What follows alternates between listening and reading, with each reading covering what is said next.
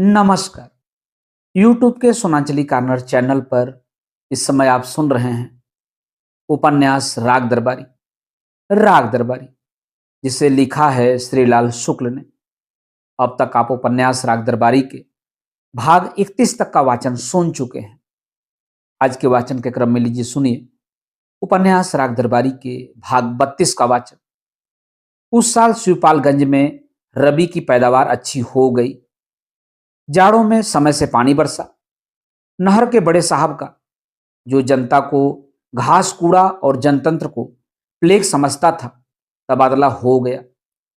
उसकी जगह एक ऐसा हाकिम आया जिसने नहर के पानी को पानी की तरह खर्च किया और सभी जगहों पर उसे पहुंचाने की कोशिश की। बसंत में पछुआ हवा तेजी से नहीं चली। टिड्डियों और चूहों का प्रकोप नहीं हुआ।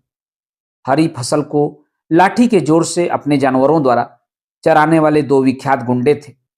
उनमें से एक किसी ट्रक के नीचे कुचलकर मर गया, दूसरा हवालात चला गया।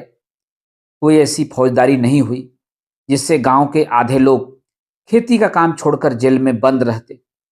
आपसी दुश्मनी से किसी ने खलिहान में आग नहीं लगाई।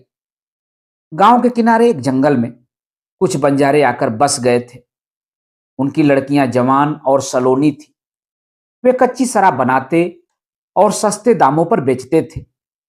उधर से निकलने वाले नौजवानों को भेड़ा बनाकर वे अपनी झोपड़ी में बांध लिया करते थे और जिस समय गुड़ाई करने के लिए उनका खेत पर होना लाजमी होता, उस समय वे झोपड़ी पर बंधे हुए मिमियाते रहते थे। इस साल पुलिस ने पहले लड़कियों पर हस्तक्षेप किया, फिर कच्ची शराब पर और आखिर में बंजारों के पूरे रहन सहन पर हस्तक्षेप करके उन्हें इलाके के बाहर खदेड़ दिया। इस तरह नौजवानों और खेतों के बीच बागों में निरंतर चलने वाले जुए को छोड़कर और कोई बाधा न रही और उन्होंने खेती में जी लगाकर मेहनत की। पैदावार अच्छी हुई, पर जैसा कि लोग समझते थे ऐसा अचानक ही नहीं हुआ। अच्छी पैदावार के पीछे इन घटनाओं के अभाव का भी हाथ था। अच्छी पैदावार पर किसानों ने ज्यादा ध्यान नहीं दिया, क्योंकि वे बुरी पैदावार पर भी ध्यान नहीं देते थे। पर बहुत से दूसरे वर्ग ताली बजा बजा कर नाचने लगे। नेता बोले कि यह हमारे व्याख्यान का नतीजा है। विकास अधिकारी आंकड़ों की मार्फत कहने लगे कि सब हमारे प्रयासों से हुआ है। सरकारी क्षेत्रों में लोग एक दूसरे को बधाइयां देने लगे। अच्छी पैदावार का एक नतीजा यह भी निकला कि गया दिन को मुकदमेबाजी से कुछ राहत मिली। कर्ज की वसूली के लिए उन्होंने कुछ दावे दायर कर रखे थे। उनमें प्रतिवादियों ने रुपए देकर सुलह कर ली। बहुत से किसान अपनी ओर से रुपया लेकर उनके यहां आने लगे और शादी ब्याह का मौसम निकट होने के बावजूद रुपए की वसूली बढ़ी, निकासी कम हुई। एक दिन वे 7-8 किसानों से घिरे हुए अपने हिसाब किताब में व्यस्त थे कि उन्होंने देखा वैद्य जी उनके घर की ओर आ रहे हैं। यह इतिहास था। बड़े आदमियों का जीवन चरित्र ही हमारे यहाँ इतिहास माना जाता है, और अगर उसकी परिभाषा न बदली तो भविष्य में हाई स्कूल में लड़कों की वार्षिक परीक्षा में अवश्य पूछा जाएगा कि वैद्य जी के जीवन की सबसे महत्वपूर्ण घटना क्या थी, और वे उत्तर में लिखेंगे वे फला तारीख सन फला को अपना दरवाजा छोड़कर गया दिन नामक एक महासामंत के घर पहुंच गए थे। इसी के साथ दूसरा सवाल होगा, इस घटना का कारण क्या था, और लड़के जवाब लिखेंगे इस घटना का कारण उनके बड़े लड़के बद्री पहलवान का आचरण और गया दिन की लड़की बेला का दुराचरण था। जैसा एक महापुरुष दूसरे महापुरुष के साथ सलूक करता है, गया दिन ने कुछ कुछ उसी तरह वैद्य जी का स्वागत किया। एकांत हो गया। वैद्य जी बोले, एक बहुत महत्वपूर्ण विषय पर आपसे बात करने आया हूं। गया दिन कुछ नहीं बोले। जो बात करने आया है वह उनके चुप रहने पर भी अपनी बात तो कहेगा ही, वे जानते थे। कुछ क्षणों की खामोशी के बाद वैद्य जी बोले, जाति प्रथा के बारे में आपकी क्या राय है? गया दिन के चेहरे पर उलझन का एक जाल सा फैल गया। उन्होंने कहा, भगवान की देन है। उन्होंने आपको ब्राह्मण बनाया है, मैं बनिया हूं। मैं यह नहीं मानता। वैद्य जी मुस्कुराकर बोले, जाति पाति के कारण ही हमारे देश की यह दुर्दशा हुई है। इसीलिए मैं अपने पुत्रों का अंतर्जातीय विवाह करना चाहता हूं। किसी न किसी को इस दिशा में आगे तो आना ही पड़ेगा, महात्मा जी कहा करते थे। गयादीन ने हाथ उठाकर उन्हें आगे बात करने से रोका। कहा, लड़कों का बिरादरी के बाहर ब्याह करना हो तो कर लो महाराज, पर इतने समझदार आदमी होकर महात्मा जी को इन लड़के लड़कियों के साथ न घसीटो। वैद्य जी लड़खड़ा गए, बोले, मैं तो एक बात कह रहा था। मैं भी, कहकर गयादीन चुप हो गए। थोड़ी देर खामोशी रही। सामने नीम के पेड़ के नीचे एक भैंस बंधी हुई खूंटे के आसपास चक्कर काट रही थी और मुंह से तरह तरह की आवाजें निकाल रही थी। उसे एक प्रेमी की फौरन जरूरत थी। अगर कोई इंसान जानवरों की बोली समझता होता तो उसे भैंस की चीख पुकार में किसी ऐसे फिल्मी गाने की बेचैनी का एहसास हो सकता था जिसे हीरोइन ने हीरो की अनुपस्थिति में भरे बाजार तड़प तड़प कर गाया हो। जैसा भी हो, वैद्य जी और गयादीन के बीच की खामोशी को तोड़ने के लिए इसके सिवाय वहां उस समय कोई दूसरी आवाज न थी। कुछ देर बाद वैद्य जी ही बोले, तो अंतरजातीय विवाह के बारे में आपकी क्या राय है? वे सिर झुकाए बैठे हुए थे। सुनकर उन्होंने धीरे से गर्दन उठाई और थोड़ी देर भैंस की उछल कूद विरक्त भाव से देखते रहे। उधर ही देखते हुए बोले, महाराज, ये बाभन ठाकुरों के घर की बातें हैं, इसमें हम बनिया बक्काल क्या सलाह दे सकते हैं? वैद्य जी मुस्कुराते हुए बोले, आप कैसी बातें करते हैं गयादीन जी? यह हम दोनों के परिवार का प्रश्न है। इसमें आप कुछ न बोलेंगे तो कौन बोलेगा? गयादीन ने अब अपना मुंह वैद्य जी की ओर धीरे से घुमाया।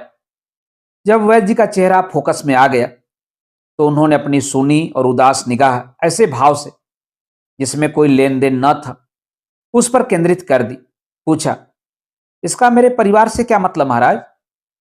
वैद्य जी ने आश्चर्य के साथ अपनी भवें ऊपर चढ़ा ली। बोले, तो आप कुछ नहीं जानते? गयादीन वैसे ही बैठे रहे। उनकी खामोशी ने बताया, वे कुछ नहीं जानते। वैद्य जी अब तेज रफ्तार से बोलने लगे। बदरी को यही पसंद है। 16 वर्ष की अवस्था पा लेने पर पुत्र के साथ भी मित्र जैसा व्यवहार करना पड़ता है, इसीलिए मैंने कोई आपत्ति नहीं प्रकट की। उसने संभवतः कन्या के विचार भी जान लिए हैं। अब आपको भी कोई आपत्ति न होनी चाहिए। इस बार भैंस इतने जोर से उछली कि लगा वह खूंटे के साथ उड़कर आसमान में पहुंच जाएगी। पूरे माहौल पर ऐतराज सा दिखाते हुए गयादीन ने भौवें सिकोड़ी, पर खींच प्रकट किए बिना ही बोले, मेरी आपत्ति क्यों होगी? आपके लड़के जहां चाहें ब्याह करें, मुझे क्यों बीच में लपेटते हो महाराज? वैद्य जी उब चुके थे। उन्होंने कहा, मैं आपको लपेट नहीं रहा हूं, कन्या तो आपकी ही है, इसीलिए आपसे बात कर रहा हूं। पर आप जानबूझकर अनजान बन रहे हैं। सोते को जगाया जा सकता है, पर कोई झूठ मूठ सोने के बहाने पड़ा हो तो उसे कैसे जगाया जाए? गयादीन ने विरोध में हाथ उठाकर उन्हें टोकना चाहा, पर वे कहते रहे, जब बद्री ने निश्चय ही कर लिया है और पूरे समाज में बात फैल गई है तो हमारा यही कर्तव्य है कि शांतिपूर्वक इस प्रस्ताव को स्वीकार कर लें। यह एक आदर्श विवाह माना जाएगा, दोनों सुख से रहेंगे। बद्री को मैं राजनीति में काढ़ रहा हूं, यूनियन का मैनेजिंग डायरेक्टर उसे बना ही दिया है। कन्या को भी कुछ दिन बाद समाज सुधारक के कार्यों में लगा देंगे। महिलाओं का एक बोर्ड है, उसमें उसे कोई पद दिला देंगे। मोटर मिलती है, चपरासी साथ रहता है, कुछ समय बाद एमएलए का टिकट भी दिलाया जा सकता है। पति पत्नी दोनों मिलकर सुखपूर्वक देश सेवा करेंगे। हमें और क्या चाहिए? वैद्य जी ने अपने उत्साह के कारण ध्यान नहीं दिया। यह सुनते सुनते गयादीन का चेहरा रुआसा हो आया। गयादीन ने हाथ जोड़कर गिड़गिड़ाते हुए कहा, महाराज, मेरी बनी हुई बात न बिगाड़ो। मेरी बिटिया पर ऐसे ही क्या कम मुसीबतें हैं। मां बचपन में ही मर गई थी, किसी तरह पाल पोस कर बड़ा किया है। शहर में अग्रवाल वैश्यों का एक परिवार है, वे लोग इसका उद्धार करने को तैयार हैं। लड़का पढ़ा लिखा है, नौकरी में लगा है। 15 दिन बाद ही ब्याह की तिथि है। अब इस बीच में तुम सब बड़े आदमी अगर झूठ मूठ उसकी बदनामी करने लगोगे तो उसका क्या होगा महाराज? खुद सोच लो। मेरी बिटिया पर कलंक लगाओगे तो तुम चाहे जितने बड़े नेता हो, नरक में कीड़े मकोड़े की तरह जाकर घिसटोगे। अब ज्यादा हमारा मुंह न खुलवाओ। वैद्य जी सन्नाटे में आ गए। गयादीन ने फिर कहा, तुम्हारे ये साण, क्या नाम है उनका, छोटे रूपमन, सनीचर फटीचर, न जाने मेरी बिटिया के बारे में क्या क्या बातें उड़ाते रहते हैं। तुम भी इतने बड़े ज्ञानी होकर इन लौंडे लफाड़ियों जैसी बातें करने लगे हो। अब महाराज, यही विनती है कि तुम खुद अपना मुंह बंद कर लो और अपने इस साणों को हटक दो। लड़की का किसी प्रकार ब्याह निपट जाए, तब तक के लिए शांत बने रहो। आज तुम्हारा जमाना है, सभी लोग तुम्हारे पांव पर लौट रहे हैं, पर अपने को इतना न भूल जाओ। भले आदमियों को भी सिपालगंज में रह लेने दो। वैद्य जी चुपचाप बैठे हुए सुनते रहे। भैंस की उछल कूद को निर्विकार भाव से देखते रहने की भी एक हद होती है। उस हद तक पहुंचकर एक दहाड़ के साथ आसमान तक उछलने का उसका एक नया किंतु असफल प्रयास देखते हुए वे उठकर खड़े हो गए। चलते चलते बोले, आप अपने निर्णय के अनुसार कन्या का विवाह कर डालें और मेरे योग्य कोई सेवा हो तो बताएं। मेरी बात को भूल जाएं। मुझे गलत सूचना दी गई थी, इसका मुझे खेद है। पर गया दिन से बेला के भविष्य के बारे में उन्होंने जो सुना था, उस पर उन्हें खेद न था। वे बहुत हल्के और प्रसन्न होकर वापस लौटे। वैद्य जी के चले जाने पर गया दिन थोड़ी देर तक उसी तरह बैठे रहे। उनका चेहरा चतुर आदमी जैसा नहीं लगता था।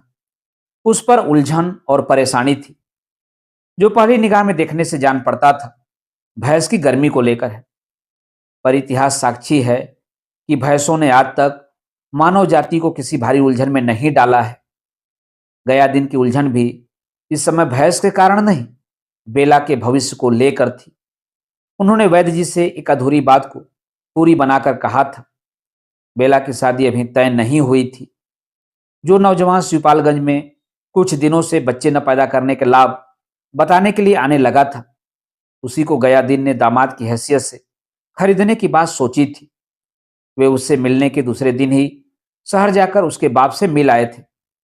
उसकी वहां पर कपड़े की एक दुकान थी, जो पहले अच्छी चलती थी, पर 2 साल से पड़ोस में एक पंजाबी दुकानदार के आ जाने से बिगड़ गई थी। दुकान एक ऐसी सड़क पर थी जिस पर कुछ दूर आगे लड़कियों का एक कॉलेज और उससे भी कुछ आगे यूनिवर्सिटी थी। कई साल से कॉलेज और यूनिवर्सिटी की लड़कियां छोटे मोटे कपड़ों की खरीदारी नौजवान के बाप की दुकान पर करती आ रही थी। ये लड़कियां फैशनेबल थी और बेवकूफ थी, और पता नहीं क्यों रोज खरीदते रहने पर भी उन्हें कपड़ों की हमेशा कमी बनी रहती थी। इस कारण नौजवान के बाप की दुकान बड़ी धूम से चलती थी, और उसी की आमदनी से नौजवान ने एमए पास करके बच्चों की रोकथाम वाली नौकरी हासिल कर ली थी, और नौजवान की बहन ने बीए पास करके एक अमीर शौहर हथिया लिया था। पर पंजाबी की दुकान बिल्कुल पड़ोस में खुल जाने से पूरा नक्शा ही बदल गया था, क्योंकि उस दुकान पर एक 22 साल का खूबसूरत लड़का सवेरे से ही दाढ़ी मूछ साफ करके तंग पतलून और चुस्त टी शर्ट पहनकर बैठ जाता था, और लड़कियां अब उधर ही जाकर कपड़े खरीदने लगी थी। वह उन्हें बहन जी कहकर संबोधित करता, फिल्मी तारिकाओं के नाम पर डिजाइन किए हुए कपड़े दिखाता, और नए किस्म की चोलियों और पायजामों के बारे में लड़की को इक्का दुक्का देखकर कभी कभी बिना मांगी हुई सलाह देने लगता। अब लड़कियां जिस रफ्तार से कपड़े खरीद रही थी, उसे ही लगता था कि कपड़ों की उन्हें पहले से ज्यादा कमी है, और शायद वे दिन को नया कपड़ा लेती हैं और रात में उसे उतार कर किसी को दे देती हैं। संक्षेप में नौजवान के बाप की हालत बिगड़ रही थी। उसने गया दिन को यह स्थिति काफी विस्तार के साथ समझाई। इसका निष्कर्ष यही था कि लड़का आपका है, जब चाहे ब्याह कर ले, पर आजकल हमारे बुरे दिन आ गए हैं, इसलिए लड़कों को मैं सस्ते दामों में बेचने के लिए तैयार नहीं हूं। लड़कियों को फुसलाकर और उन्हें चोलियां बेचकर जो अपनी रोजी कमाएगा, वह कभी न कभी दुखी जरूर होगा, गया दिन ने सोचा। उन्होंने नौजवान के बाप से हमदर्दी दिखाकर बताया कि वे जब दामाद खरीदने निकले हैं तो अच्छी कीमत भी देने को तैयार हैं। उस पर शादी बिना किसी दिक्कत के तय हो गई। सिर्फ लड़के की कीमत के बारे में बात पक्की न हो पाई। नौजवान के बाप ने पड़ोस में पंजाबी लड़के के आने के दिन से आज तक के घाटे का हिसाब लगाकर गया दिन से 15,000 रुपए की मांग की। गया दिन ने अपनी जाति की सराहना करते हुए बताया कि यह मांग वाजिब ही है, क्योंकि हाथी का लेड़ भी 1 क्विंटल का होता है और एक दुकानदार दिवालिया होते हुए भी अपने लड़के की कीमत 15,000 रुपये आंक सकता है। इसके बाद उन्होंने आखिरी बात कही कि मेरी हैसियत आपसे बहुत छोटी है और मैं लड़के की कीमत 7,000 से ज़्यादा नहीं दे सकता। इसके बाद बात उसी तरह होने लगी जैसे कि ऐसे मौक़ों पर करोड़ों बार हुई है। नौजवान के बाप ने कहा, 7,000 बहुत कम है क्योंकि 14,000 तक कीमत तो पहले ही लग चुकी है। गयादीन ने कहा कि मैं कीमत देने लायक नहीं हूँ, मैं तो अपनी हैसियत बता रहा हूँ। तब नौजवान के बाप ने कहा कि मैं अब लड़के के चाचा से बात करूंगा जो कि फला जगह पर असिस्टेंट सेल्स टैक्स ऑफिसर हैं, और मैं लड़के के मामा के चचेरे भाई के साढ़ू से बात करूंगा जो कि फला जगह डिस्ट्रिक्ट एंड सेशन जज हैं और जो लड़के को बिल्कुल अपने लड़के की तरह मानते हैं। और मैं अपने मौसेरे भाई के साले से बात करूंगा जो कि कलकत्ता में लोहे का कारोबार करते हैं, और मैं लड़के की माँ, चाची, बुआ, मौसी, मामी, ताई, परदादी से भी बात करूंगा। उसने गयादीन को आश्वासन दिया कि इन सब की राय लेकर मैं लड़के की कीमत अंतिम रूप से 10 दिन के भीतर बता दूंगा और भगवान चाहेगा तो हम और आप समधी बन जाएंगे। उसने बेला के बारे में कुछ भी जानने से इनकार कर दिया और कहा कि लड़की पढ़ी लिखी है तो अच्छा है और नहीं है तो बहुत अच्छा है, क्योंकि मुझे उसे मास्टरी नहीं करानी है, और लड़की सुंदर है तो अच्छा है और नहीं है तो बहुत अच्छा है, क्योंकि मुझे उसे कोठे पर नहीं बैठाना है। तो जिस तरह वैद्य जी ने गयादीन से अंतर्जातीय विवाहों की सुंदरता पर बहस शुरू की, उनकी पहली प्रतिक्रिया यह हुई कि वे उठकर भाग लें और शहर जाकर नौजवान के बाप के हाथ में 15,000 रुपये रख दें। वैद्य जी के यहाँ से टलते ही वे शहर जाने की तैयारी करने लगे। थोड़ी देर में जब वे मकान के बाहर आए, उन्हें खन्ना मास्टर, मालवी और रंगनाथ आते हुए दिख पड़े। 1 घंटा भर के पहले नहीं टलेंगे, उन्होंने सोचा। फिर यह भी सोचा कि शहर जाने की बस अभी 2 घंटे तक नहीं मिलेगी। खन्ना मास्टर ने कुछ स्थानीय खबरें सुनाकर एक वक्तव्य दिया। देश रसातल की ओर जा रहा है। स्वयं नीरस और निराशावादी होते हुए भी गयादीन को ये मास्टर काफी दिलचस्प जान पड़ते थे और उनको उनकी हर बात में मूर्खता की बिजली कौंधती हुई नजर आ रही थी। उन्होंने पूछा, यह रसातल है कहां? खन्ना मास्टर इतिहास पढ़ाते थे, उन्हें भूगोल का पता न था। वे इस सवाल से उखड़ गए। जवाब में उन्होंने बुजुर्गों से सुनी हुई एक बात कही, कहाँ बताया जाए, सरग नरग पाताल रसातल सब कुछ हमारे मन में ही है। गयादीन कुछ देर इस दर्शन पर गौर करते रहे, फिर बोले, मन ही में है तो परेशानी कैसे? जाने दो देश को रसातल में, किसी का नुकसान क्या है? खन्ना मास्टर का उत्साह बूझ गया। बोले, नुकसान पर क्या बहस, मैं तो एक बात कह रहा था। गयादीन ने उन्हें पुचकारते हुए कहा, सभी लोग जब कुछ कहते हैं तो कोई बात ही कहते हैं। ऐसी उखड़ी हुई बातें गयादीन कभी नहीं करते थे। खन्ना मास्टर ने चौंक कर गयादीन के मुंह की ओर देखा, पर उदासीनता की चरम सीमा में पहुंचकर वह दूसरी ओर मुड़ गया था। वे नए सिरे से अपने सामने भैंस की उछल कूद देखने में लग गए थे। खन्ना मास्टर ने अभी तक उधर ध्यान न दिया था, अब उन्होंने भी देखा। वह खूंटे के इर्द गिर्द उछल कर चक्कर काट रही है और किसी काल्पनिक पाली में खड़ी हुई किसी काल्पनिक भैंस के साथ कबड्डी जैसी खेल रही है। बराबर रभाती जाती है। पेशाब का परनाला बह रहा है। गयादीन ने धीरे से सांस खींची, इतने धीरे से कि किसी को उनकी सांस के चलने का शुभा न हो, और अपना चेहरा घुमाकर खन्ना मास्टर के मुआयने के लिए पेश कर दिया। खन्ना मास्टर ने परिवार के आदमी किसी आत्मीयता दिखाते हुए कहा, भैंस गर्म हो रही है, इसका इंतजाम करवाइए। क्या इंतजाम करें? इलाके के सारे भैंसे तो बधिया हो गए। रमजानी घोसी के भैंसे को देखने के लिए आदमी भेज रखा है, 2 घंटे हुए लौटा ही नहीं है। खन्ना मास्टर ने उसकी बात काट कर कहा, एआई करवाइए, एआई। दिक्कत हो तो मुझसे कहिए। मवेशी डॉक्टर मेरा दोस्त है। मेरे फादर और उसके फादर। उनकी भी बात काटकर रंगनाथ ने एआई का अर्थ पूछा। खन्ना मास्टर इस बात पर प्रसन्न हुआ कि एक ऐसी बात है जो वे जानते हैं पर रंगनाथ नहीं जानता। उन्होंने कहा, आर्टिफिशियल इंसेमिनेशन। देखो, इसे क्या कहते हैं हिंदी में? बड़ी आसान चीज है। जब भैंस गर्म हो रही हो तो उसे एआई सेंटर पर ले जाइए और उसका एआई करवा डालिए। रंगनाथ गया दिन की ओर इस आशा से देखने लगा कि शायद उधर से एआई का अर्थ समझने में कुछ मदद मिल जाए, पर वे चिंतित दृष्टि से भैंस की ओर ही ताक रहे थे। भैंस ने इस बार खूंटे से कुछ दूर आकर एक ऐसा रॉक एंड रोल दिखाया कि लगा अब भैंस की जगह यहां एल्विस प्रेस्ले को बुलाना पड़ेगा। गया दिन ने कहा, इस भैंस को 2 बार उस सेंटर पर भेज चुका हूं, पर न जाने कैसी पिचकारी लगाते हैं, गाभिन ही नहीं होती। खन्ना मास्टर बोले, क्या पता नकली और मिलावट का माल वहां भी इस्तेमाल होता हो। मैं मवेशी डॉक्टर से बात करूंगा। गया दिन ने सिर हिलाकर इसका विरोध किया, बोले, नहीं, कसूर उस माल का नहीं, मेरी किस्मत का है। 3 भैंसों को पिचकारी लगाई जाए तो किसी न किसी एक भैंस पर वह बेकार हो जाती है। कुछ ऐसा है कि हर बार वह एक भैंस मेरी ही होती है।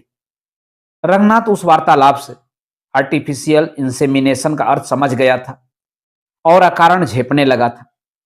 झेप मिटाने के लिए ही बातचीत में शामिल हो गया। बोला, आप हमेशा मजबूरी की ही बात करते हैं। गांव में मजबूरी नहीं तो और क्या मिलेगा, गयादीन ने उदासी से कहा। वे हुमस कर धीरे से बैठ गए थे। चारपाई चरमराई, पर आज उन्होंने उसके साथ कोई मुरव्वत नहीं की। वे हुमसे हुए बैठे रहे, कांखते हुए बोले, रंगनाथ बाबू, तुम शहर के आदमी हो। शहर में हर बात का जवाब होता है। मान लो कोई आदमी मोटर से कुचल जाए तो कुचला हुआ आदमी अस्पताल में पहुंच जाएगा। अस्पताल में डॉक्टर बदमाशी करे तो उसकी शिकायत हो जाएगी। शिकायत सुनने वाला चुप बैठा रहे तो 10-5 लफंगे मिलकर जुलूस निकाल देंगे। उस पर कोई लाठी चला दे तो लोग जांच बैठवा देंगे। तो वहां हर बात की काट आसानी से निकल आती है। इसीलिए वहां मजबूरी की मार नहीं जान पड़ती, और अगर कभी मजबूरी हो जाए तो आदमी के पास उसकी भी काट है। आसानी से वह फांसी लगाकर मर जाता है और दूसरे दिन उसका नाम अखबार में छप जाता है। लोग जान जाते हैं कि वह मजबूरी से मरा था। फिर कुछ दिनों तक अखबारों में मजबूरी की बात चलती रहती है, और समझ लो यह भी मजबूरी की एक काट ही है। रंगनाथ के मुंह की ओर देखकर उस पर दया सी दिखाते हुए गया दिन ने कहा, मैं शहर के बारे में सब कुछ जानता हूं। नौजवानी के दिनों में मैं कलकत्ते में रह चुका हूं। खन्ना मास्टर ने कुछ कहने के लिए मुंह खोला, पर गया दिन ने टोक कर कहा, और यहां गांव में क्या है, कोई मोटर से कुचल जाए तो मोटर वाला रफू चक्कर हो जाएगा। कुचला हुआ आदमी कुत्ते की तरह पड़ा रहेगा। अगर कहीं अस्पताल हुआ तो 2-4 दिन में मरते मरते पहुंच जाएगा। अस्पताल में अगर कोई डॉक्टर हुआ भी तो पानी की बोतल पकड़ा कर कहेगा कि लो भाई, राम का नाम लेकर पी जाओ। राम का नाम तो लेंगे ही, क्योंकि उनके पास देने के लिए दवा ही नहीं होगी। होगी भी तो चुरा कर बेचने के लिए पहले ही निकाल कर रख ली गई होगी। तभी तो कहा कि शहर में हर दिक्कत के आगे एक राह है, और देहात में हर राह के आगे एक दिक्कत है। रंगनाथ ने कहा, शहर में बड़ी दिक्कतें हैं, पर वह सब सुनाने से क्या फायदा। एक आदमी नंगे बदन अपने को आदमी साबित करने वाले स्थान को एक अंगोछे से ढके हुए आया और खबर लाया कि रमजानी घोसी 2 रुपए पर अपने भैंसे को लगाने के लिए तैयार है। गयादीन ने सांस खींचकर कहा, अपना अपना जमाना है। अपना सिर हिलाकर उन्होंने उस आदमी की ओर एक इशारा किया। इशारा पाते ही उस आदमी ने भैंस को खूंटे से छुड़ा लिया। देखते देखते भैंस की आवाज रेडियो नाटकों की शैली में फेड आउट हो गई। वह नंगा आदमी भैंस और अपने अंगोछे के साथ दृश्य से बाहर निकल गया। भैंस के जाते ही वातावरण की गर्मी खत्म हो गई।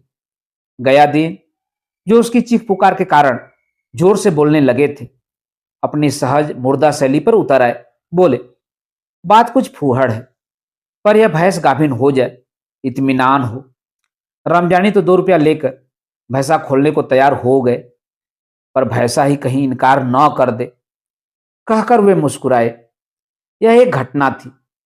शिवपालगंज में किसी ने आज तक उन्हें मुस्कुराते हुए न देखा था।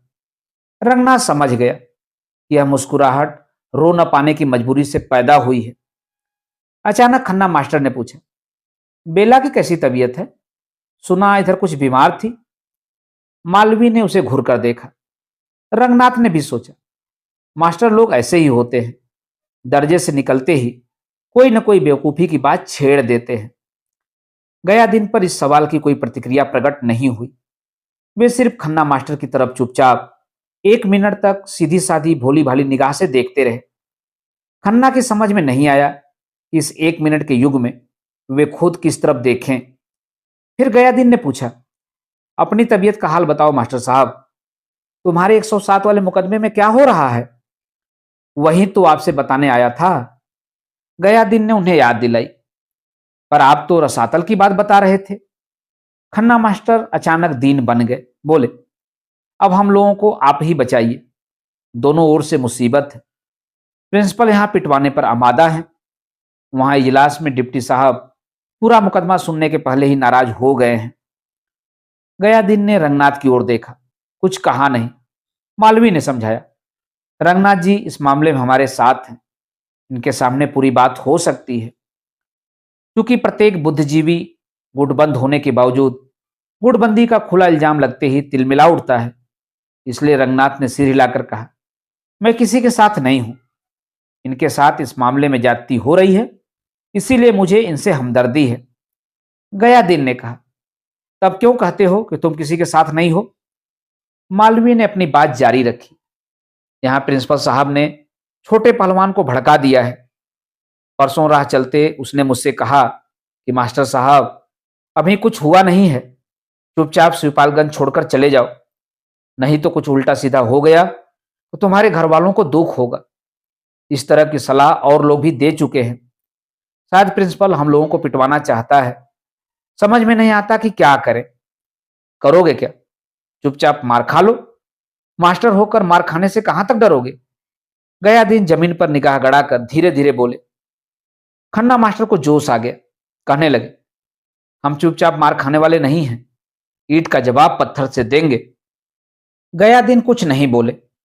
खन्ना मास्टर ने फिर कहा, कोई नवाबी के दिन नहीं है कि जो जिसको चाहे मार बैठे, दिन उससे भी बुरे हैं। गया दिन ने कहा, मैं तो 4-6 साल से यही देख रहा हूं। वहां रंगापुर में हेडमास्टर का खून हो गया था कि नहीं? क्या हुआ? मारने वाले आज भी बल्लम लिए मुझ पर ताव देते हुए घूम रहे हैं। उन्होंने फिर सिर हिलाकर सांत्वना सी देते हुए समझाया, नहीं मास्टर साहब, तुम कभी ईंट का जवाब पत्थर से न देना। प्रिंसिपल साहब और वैद महाराज के पास बहुत बड़ी ताकत है, चौपट हो जाओगे। इम्तिहान के दिनों में हर साल न जाने कितने मास्टर लड़कों के हाथों पीटते हैं, तो क्या कर लेते हैं, खोपड़ी सहलाते हुए धीरे धीरे घर चले आते हैं और बीबी से मंगाकर एक गिलास पानी पी लेते हैं। कुछ थाने पर रिपोर्ट लिखा देते हैं और फिर दोबारा पीटते हैं। उन्होंने ढांढस बंधाते हुए कहा, अब तो यही हो रहा है। मास्टर होकर अब मारपीट से घबराना नहीं चाहिए। खन्ना मास्टर ठंडे हो गए, बोले, तो क्या करूं? उन्हीं का कहना मान लो, या तो 107 के मुकदमे में सुलह कर लो, या शिवपालगंज छोड़कर भाग जाओ। यही तो रोना है। खन्ना मास्टर ने रोने की कोशिश की। प्रिंसिपल के साथ सुलह का सुझाव भिजवाया था। वे कहते हैं कि सुलह भी इसी शर्त पर होगी कि शिवपालगंज छोड़कर चले जाओ। हर हालत में यहां से जाने को कहते हैं। बताइए, इसके बाद क्या करूं? गया दिन सोचने लगे। काफी देर तक सोचकर और मत्थे की झुर्रियों को भीतर समेटकर यह साबित करते हुए कि वे सोचने का काम खत्म कर चुके हैं, उन्होंने कहा, इसके बाद क्या करोगे मास्टर साहब? देश का नक्शा सामने फैला कर देखना शुरू कर दो, शायद उसमें शिवपालगंज के आगे भी कोई जगह निकल आए। थोड़ी देर वे लोग गुमसुम बैठे रहे। फिर जैसे गीली मिट्टी में कोई केचुआ अपने को तोड़ मरोड़ कर लकीरें बना बिगाड़ रहा हो, खन्ना मास्टर मुकदमे की पिछली पेशी का विवरण विस्तार से सुनाने लगे। दफा 107 के मुकदमे में पहले फरीक, यानी वे लोग जिनके झगड़ालू स्वभाव के बारे में पुलिस ने भविष्यवाणी की थी, खन्ना मास्टर, मालवी और उनके साथ के 3 नौसुखिए मास्टर थे, जो प्रिंसिपल के गुट में न होने के कारण उनके खिलाफ मान लिए गए थे। दूसरे फरीक में वे थे जिनके बारे में खन्ना मास्टर ने मजिस्ट्रेट के सामने भविष्यवाणी की थी कि उन्हें उनसे अपनी जान व माल को खतरा है। एक वकील ने मजाक में यह भी कहा कि मास्टर के पास माल कहाँ होता है, और मास्टर की जान की कीमत ही क्या है। पर मजिस्ट्रेट ने उस पर ध्यान दिए बिना दूसरे फरीक के खिलाफ भी सम्मन निकाल दिया था। इसी दूसरे पक्ष में प्रिंसिपल साहब के अलावा उनके 2 भतीजे और 2 भांजे थे, जो कॉलेज में पिछले 3 साल से मास्टरी कर रहे थे। पर लोग जिन्हें मास्टर मानने से इनकार करके प्रिंसिपल के भतीजे और भांजे के ही रूप में देखने के आदी हो गए थे। मुकदमे में खन्ना मास्टर को एक बहुत बड़ी कठिनाई का सामना करना पड़ा। पहले पक्ष की ओर से पुलिस विभाग के सभी अन्वेषक, इतिहासकार और सर्जक कलाकार लगभग यह प्रमाणित कर ले गए थे कि खन्ना मास्टर और उनके साथी झगड़ा करने वाले हैं। उधर वे खुद प्रिंसिपल के खिलाफ शिवपालगंज में उचित प्रमाण न मिल सकने के कारण किसी बढ़िया इतिहास का सृजन नहीं कर पा रहे थे। अतः एक दिन जब खन्ना मास्टर का वकील तथ्यों की कमी और तर्क की ज्यादती के सहारे प्रिंसिपल के विरुद्ध एक जोरदार बहस कर रहा था, तो इजलास ने सिर घुमाकर खन्ना मास्टर को कड़ी निगाह से देखा और पूछा, आप लोग अध्यापक हैं? जी हाँ। आपको शर्म नहीं आती? उन्हें अध्यापक होने के कारण शर्म तो हमेशा ही घेरे रहती थी, पर मालवी जी इस समय यह मानने में हिचक गए। बोले, अध्यापक होने में शर्म की क्या बात है श्रीमान? अध्यापक होकर भी आप लोग लोफरों की तरह लड़ते हैं। 107 का मुकदमा चलने की नौबत आ गई है, आप लोगों को इसमें शर्म नहीं आती? मालवी को इसका जवाब खोजने कहीं दूर नहीं जाना था। लड़ना किसानों, मजदूरों, व्यापारियों, भूतपूर्व जमींदारों आदि की बपौती नहीं, प्राणी मात्र का सहज गुण है। लड़ने की योग्यता इस पेशे या उस पेशे पर निर्भर नहीं है। अगर तुम लड़ने का नतीजा झेलने को तैयार हो तो तुम्हारी लड़ने की योग्यता पर बहस नहीं की जा सकती। मालवी कह सकते थे, श्रीमान, संविधान में कहीं भी ऐसी व्यवस्था नहीं कि अध्यापकों को लड़ने पर रोक लगा दी गई और दूसरे वर्गों को खुली छूट दे दी गई हो। मालवी ने कुछ ऐसी ही बात कहनी चाहिए, पर उन्हें अनुभव हुआ कि झिझक के मारे उनकी जबान तालू पर चिपक गई है। उन्होंने दांत निकालकर इजलास की डांट का स्वागत किया।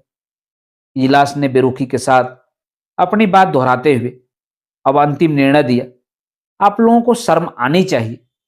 खन्ना के वकील ने इजलास से कहा, श्रीमान, यही बात दूसरे फरीक से भी कह दी जाए। इजलास गुस्से में थी।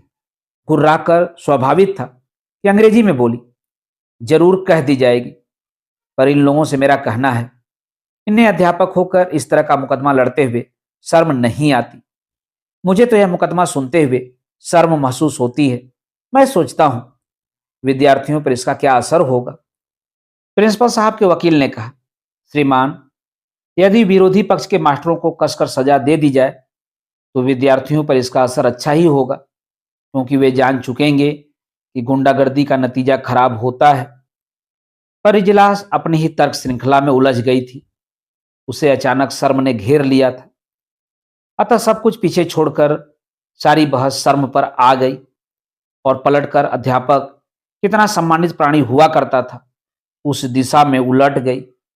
फिर एक से दूसरी चीज पर जाते हुए अध्यापकों में निष्ठा की कमी, संयमहीनता, देश का भविष्य आदि उन निराशावादी स्थितियों पर चली गई जिनका हवाला देकर साबित किया जाता है कि अध्यापकों को त्याग करना चाहिए और सब लोगों का काम आदर्शों का गिराना और अध्यापक का काम आदर्शों को उठाना है। यह समझकर थोड़ी तनख्वाह और बड़ी इज्जत के साथ उन्हें गांधी और नेहरू जैसे व्यक्तियों का सृजन करना चाहिए। इजलास जोश में थी। बचपन में अध्यापकों ने उसे हमेशा निम्न कोटि के विद्यार्थियों में शुमार किया था और उसे आज इन अध्यापकों को निम्न कोटि का आदमी साबित करने का मौका मिल गया था। इसलिए इन महत्वपूर्ण विषयों पर तर्क हो या न हो, बड़े जोश के साथ वह उसी तरह बोलती रही जैसे लोग इजलास के बाहर बोलते हैं। दुनिया भर के सिद्धांतों के राजमार्ग पर चलकर इजलास का फैसला आखिर में फिर उसी सुरंग से बाहर निकला कि इन अध्यापकों को शर्म आनी चाहिए। खन्ना मास्टर को तो नहीं, पर उनके वकील को अंत में कहना पड़ा कि मैं सिद्धांत रूप में स्वीकार करता हूं कि हमें शर्म आनी चाहिए, पर दोनों पक्षों को बराबर बराबर आनी चाहिए। तब इजलास ने प्रिंसिपल को लथाड़ना शुरू किया। उसका आशय यह था कि उसे शर्म आनी चाहिए कि वह इस तरह से प्रिंसिपली कर रहा है। अगर मैं प्रिंसिपल होता तो इस तरह के मास्टरों को एक दिन के लिए भी कॉलेज में बर्दाश्त न करता। मास्टरों में झगड़ा हो तो थाना कचहरी से क्या मतलब? होशियार प्रिंसिपल होता तो इस तरह के तत्वों को वह पहले से ही कॉलेज में न आने देता, और अगर वे आ ही गए तो उन्हें निकाल बाहर करने में 1 मिनट की भी देर न करता। यह विद्यार्थियों के भविष्य का प्रश्न है, इसमें रियायत कैसी? पर आज के प्रिंसिपल भी क्या हो गए हैं। मेरे जमाने में अब प्रिंसिपल साहब के वकील को भी कहना पड़ा कि मैं सिद्धांत रूप में स्वीकार करता हूं कि मास्टरों के साथ प्रिंसिपल साहब कमजोरी से पेश आए हैं और उनके विरुद्ध उन्होंने अब तक कड़ी कार्रवाई नहीं की है, और ऐसा करने और न करने के कारण प्रिंसिपल को शर्म आनी चाहिए। इस बिंदु पर पहुंचकर इजलास ने खन्ना मास्टर से कहा, यह तमाशा बहुत हो चुका है, अब यह झगड़ा खत्म होना चाहिए। या तो आपस में सुलह कर लो या कॉलेज छोड़कर बाहर चले जाओ, नहीं तो इस मुकदमे में मुझे फैसला लिखना पड़ेगा। रंगनाथ ने कहा, तो इसका मतलब यह हुआ कि? खन्ना मास्टर बोले, मतलब यह कि पेशी से लौटते ही प्रिंसिपल साहब ने मास्टर मोतीराम को हमारे पीछे लगा दिया है। अब तक वे चुपचाप साइंस पढ़ाते थे और अपनी आटा चक्की का काम देखते थे। अब परसों से वे हमें यही समझा रहे हैं कि मास्टरी के मुकाबले आटा चक्की खोल देने में ज्यादा मुनाफा है। मुनाफे की बात करते हुए वे लकड़ी चिरने वाली आरा मशीन का भी जिक्र कर रहे हैं। कल शाम उन्होंने मालवी जी को पान की दुकान चलाने का फायदा समझाया। अब बताइए इसका क्या जवाब है? गया दिन ने जम्हाई लेकर कहा, सुलह कर लो। पर इसका मतलब? वह तो तुम बता चुके हो मास्टर साहब, सुलह शिवपालगंज छोड़ देने से ही हो तो वही करो। दिन रात की खिचखिच से क्या फायदा? बेकार ही तो हो जाओगे। बेकारी उतनी बुरी चीज नहीं है, बेकार तो करोड़ों लोग हैं। असल चीज खिचखिच है, इससे दूर रहना चाहिए। रंगनाथ को अब तक शिवपालगंज में रहते हुए 6 महीने हो गए थे। उसकी तंदुरुस्ती अच्छी हो गई थी, जबान खराब हो गई थी, सही मौके पर चुप हो जाने और गलत जगह पर जोश दिखाने की आदत पड़ने लगी थी। इस झगड़े में वह कहीं नहीं है, यह मजबूरी उसके मन में हीनता भाव पैदा करने लगी थी। परिस्थिति के खिलाफ उसके मन में स्वाभाविक रोष भी पैदा होता था, पर वह हर हिंदुस्तानी के रोष की तरह बहस मुबाहसे के रास्ते निकल जाता था और बचा खुचा अच्छे खाने पीने से दब जाता था। पर आज इस हीनता की अनुभूति और रोष के भाव ने मिलकर उसे न जाने कैसा बना दिया कि उसने डपटना शुरू कर दिया। उसने बात डपट से शुरू की और डपट पर ही जाकर छोड़ी। जो भी हो, उसकी बात का अर्थ यही निकला कि इस परिस्थिति का डटकर विरोध किया जाना चाहिए। खन्ना मास्टर को पीछे नहीं हटना चाहिए, अन्याय से समझौता नहीं करना चाहिए। कहते कहते रंगनाथ को ऐसा लगा कि वह अंग्रेजी पढ़े लिखे देसी आदमी की तरह टूटी फूटी जबान में कोई धार्मिक ग्रंथ बाज रहा है। वह चुपचाप हो गया। मास्टर ने कहा, हम लोग कुछ नहीं कर सकते। रंगनाथ ने कहा, और आप गया दिन जी? जवाब में गया दिन ने रुक रुक कर एक किस्सा सुनाया। हमारे इलाके में बहुत दिन हुए एक माता प्रसाद हुए थे। इस इलाके के वे पहले नेता थे। लोग उनकी बातें बड़े प्रेम से सुनते थे। वे जरूरत पड़ने पर जेल भी जाते थे, तब लोग उनको याद और भी बड़े प्रेम से करते थे। जब वे जेल से वापस आते तो लोग ज्यादातर उनसे इसी तरह की बातें करते रहते कि जोश में आकर वे फिर जेल चले जाएं। एक बार वे कई साल तक बिना जेल गए हुए रह गए। इसका नतीजा यह हुआ कि लोग उनके व्याख्यानों से उबने लगे। जमींदारी विनाश, स्त्री शिक्षा, विदेशी चीजों और शराब की दुकान का बहिष्कार, इन विषयों पर उनके व्याख्यान लोगों को इस तरह याद हो गए। वे जब बोलने खड़े होते तो स्कूली लड़के उनके कुछ कहने के पहले ही उनके व्याख्यान के टुकड़े कर कर उसे दोहरा देते। उनके कहने के लिए कुछ बचता ही न था। जब चंदा मांगने के लिए जाते तो लोग समझते कि वह भीख मांग रहा है। वे जब भारत माता की जय बोलते तो लोगों को लगता कि वह अपने खानदान का प्रचार कर रहा है, और वे जब जमींदारी विनाश की बात करते तो लोग जान जाते कि वह बिना लगान दिए साल पार कर जाना चाहता है। मतलब यह कि माता प्रसाद की लीडरी इस इलाके में 5 साल तक तो चली। बाद में उन्हें लगा कि कुछ जम नहीं रहा है। तब मुझे ही समझाना पड़ा कि भैया माता प्रसाद, लीडर में जो गुण होना चाहिए वह तुम में नहीं है। चाहिए यह जनता की नस नस की बात जानता हो, पर जनता लीडर के बारे में कुछ भी न जानती हो। यहाँ सब बात उल्टी है। तुम खुद तो जनता का हाल जानते नहीं हो, पर जनता तुम्हारी नस नस से वाकिफ है। इसलिए यह इलाका लीडरी में तुम्हारे मुआफिक नहीं आ रहा है। तुम या तो यहां से किसी दूसरे इलाके में चले जाओ या कुछ दिनों के लिए जेल हो आओ। माता प्रसाद मेरी राय मानकर जेल चले गए। उसी के साल भर बाद किसी दूसरे जेल से तुम्हारे मामा वैद्य जी यहाँ आए। उनके बारे में किसी को कुछ नहीं मालूम था। लोग सिर्फ इतना जानते थे कि उनकी काली काली मूछें हैं, मजबूत देह हैं और उनकी वीर पुष्टि की दवाओं की धाक है। उन्होंने कोऑपरेटिव सोसाइटी बनाई, यहाँ एक मिडिल स्कूल खुलवाया, अपना आयुर्वेदिक दवाखाना खोला और जब तक लोग जान पाए कि वे किसके कौन हैं, वे यहाँ के नेता बन बैठे। एक गांव की जिम्मेदारी भी उन्होंने रेहन में रख ली। कोऑपरेटिव में कर्जा देर से मिलने के कारण किसी को तकलीफ न हो, इसलिए साथ साथ अपना रुपया भी कर्ज पर चलाना शुरू कर दिया। उधर माता प्रसाद जेल में पड़े रहे और ये इधर लड़ाई में सिपाहियों की भर्ती कराने लगे, शहर की अमन सभाओं में जाने लगे। आजादी मिलने के बाद उन्होंने जमींदारी के विरोध में रेहन वाला गांव बिकवा दिया और रुपया लेकर भूतपूर्व जमींदार कहलाने से बच गए। उधर माता प्रसाद जेल से निकलकर सरकारी पेंशन लेकर शहर में अपना पेट पालने में लग गए। इधर बाबू रंगनाथ, तुम्हारे मामा अकेले डील पूरा इलाका बन गए। बाबू रंगनाथ, लीडरी ऐसा बीज है जो अपने घर से दूर की जमीन में ही पनपता है, इसलिए मैं यहाँ लीडरी नहीं कर सकता। लोग मुझे बहुत ज्यादा जानते हैं, उनमें मेरी लीडरी नहीं चल पाएगी। कुछ बोलूंगा तो कहेंगे देखो गया दिन लीडरी कर रहे हैं, और खन्ना मास्टर के लिए तो मैं वैसे भी लीडरी नहीं करूंगा। जिनके कुछ समझ ही नहीं है उनके लिए कहां तक वकालत की जाए। लौंडों की दोस्ती, जी का जंजाल। रंगनाथ ने उनका व्याख्यान शांतिपूर्वक सुन लिया था। कहा, पर गया दिन जी, मामा को आप ही अच्छी तरह जानते हैं, आप ही उन पर कुछ असर डाल सकते हैं। आपको खन्ना की कुछ मदद तो करनी पड़ेगी। गया दिन ने सोचा, ये लोग कितने बेशर्म हैं। महीनों से इन्हें समझा रहा हूं कि मेरे सहारे न रहो, खींच कर चले जाते हैं, फिर दौड़ते हुए इधर ही आते हैं। इजलास ने सही कहा था, इन्हें शर्म आनी चाहिए। उन्होंने कहा, खन्ना मास्टर की मदद तो मैं नहीं कर पाऊंगा, पर तुम कर सकते हो। अपने मामा के खिलाफ तुम अब बोलने ही लगे हो, झिझक दूर हो ही गई है। तुम बाहर के रहने वाले भी हो, यहाँ वाले तुम्हारी असलियत जानते नहीं हैं, और जैसे एक खन्ना मास्टर हैं वैसे ही तुम हो। अब तुम ही लीडरी करके दिखाओ। रंगनाथ ने तैस में आकर कहा, तो यही होगा। आप कहते क्या हैं? लौंडों की दोस्ती, जी का जंजाल, उन्होंने कहा, और अपने मन में ही कहकर रह गए। बिना दिलचस्पी के वे उन लोगों का तेजी से उठकर जाना देखते रहे।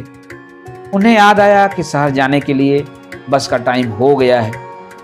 15,000 रुपया बहुत बड़ी रकम है, पर बेला के लिए उसकी कोई कीमत नहीं है। भैंस अभी तक वापस नहीं आई है और अब गांव में रहना बड़ी जलालत है। यह था उपन्यास राग दरबारी के भाग 32 का वाचन। उपन्यास राग दरबारी के आगे के भागों का वाचन आप मेरे वाचन के अगले क्रम में सुन सकते, तो जुड़े रहिए। धन्यवाद, नमस्कार।